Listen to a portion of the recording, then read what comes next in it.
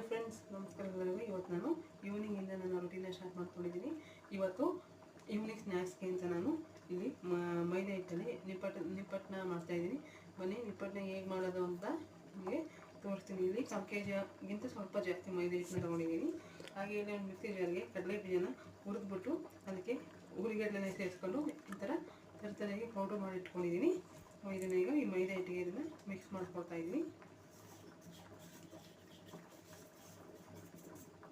ಇದು ಬಾಯಿಗೆ ಸಿಗಬೇಕು ಆ ಥರ ನೀವು ಪೌಡ್ರ್ ಮಾಡ್ಕೋಬೇಕಾಗುತ್ತೆ. ಹಾಗೆ ಅದೇ ರೀತಿ ಇಲ್ಲಿ ಅಜ್ವಾಯಿನ್, ನಾವು ಓಂಕಾಳು ಅಂತೀವಲ್ಲ, ಅದನ್ನು ಸಹ ಇಲ್ಲಿ ತಗೊಂಡಿದ್ದೀನಿ. ಇನ್ನು ಕೈಯಲ್ಲಿ ಥರ ಕ್ರಷ್ ಮಾಡಿ ಹಾಕಿದ್ರೆ ಸ್ಮೆಲ್ಲು ತುಂಬ ಚೆನ್ನಾಗಿರುತ್ತೆ.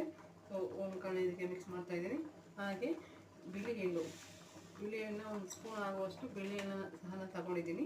ಇದು ಕಂಪ್ಲೀಟ್ಲಿ ಆಪ್ಷನಲ್, ಬೇಕಾದರೆ ಹಾಕೋಬೋದು, ಇಲ್ಲಾಂದರೆ ಏನು ಪರವಾಗಿಲ್ಲ. ಹಾಗೆ ಅದೇ ರೀತಿ ಜೀರಿಗೆ 1 ಸ್ಪೂನ್ ಆಗುವಷ್ಟು ನಾನು ಜೀರಿಗೆನೂ ಸಹ ಇವಾಗ ಇಲ್ಲಿ ಸೇರಿಸ್ಕೊಳ್ತಾ ಇದ್ದೀನಿ. ಹಾಗೆ ನಾನು MTR ರೆಡ್ ಚಿಲ್ಲಿ ಪೌಡ್ರನ್ನ ತಗೊಂಡಿದ್ದೀನಿ. ನಮ್ಗೆ ಎಷ್ಟು ಬೇಕು ಖಾರಕ್ಕೆ ಅಷ್ಟು ರೆಡ್ ಚಿಲ್ಲಿ ಪೌಡರ್ನ ಸೇರಿಸ್ಕೋಬೇಕಾಗುತ್ತೆ. ಹಾಗಾಗಿ ಉಪ್ಪನ್ನ ತಗೊಂಡಿದ್ದೀನಿ. ನಾನು ರುಚಿಗೆ ಎಷ್ಟು ಬೇಕು ಅಷ್ಟು ಉಪ್ಪನ್ನ ಹಾಕ್ಕೊಂಡು ಹಿಟ್ಟನ್ನು ಈ ಅದಕ್ಕೆ ಕಲಸಿದ್ದಾಗಿದೆ ಫ್ರೆಂಡ್ಸ್. ಇವಾಗ ಇದನ್ನ ಪೂರಿ ಹಿಟ್ಟಿನ ಅದಕ್ಕೆ ಚಿಕ್ಕದಾಗಿ ಉಂಡೆಗಳನ್ನ ಮಾಡಿಟ್ಕೋಬೇಕು.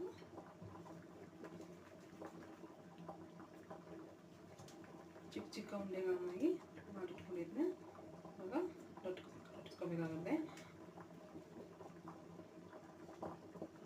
ನಾನು ಇಲ್ಲಿ ಸ್ಲ್ಯಾಬ್ ಮೇಲೇ ಲಟ್ಟಿಸ್ಕೋತೀನಿ. ಇವಾಗ ಇಲ್ಲಿ ಎಣ್ಣೆನ ಸಹ ಕಾಯಿಟ್ಕೋತೀನಿ.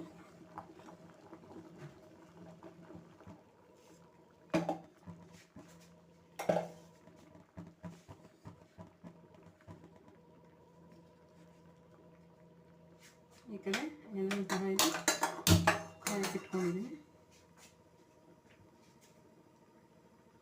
ಇವಾಗ ಈ ಕಡೆ ಒಂದೊಂದಾಗಿದ್ದನ್ನ ಲಟ್ಟಿಸ್ಕೊಳ್ಳೋಣ.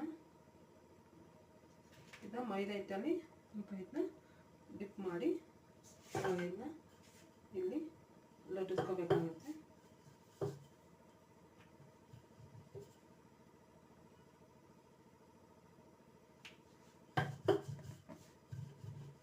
ಈ ಥರ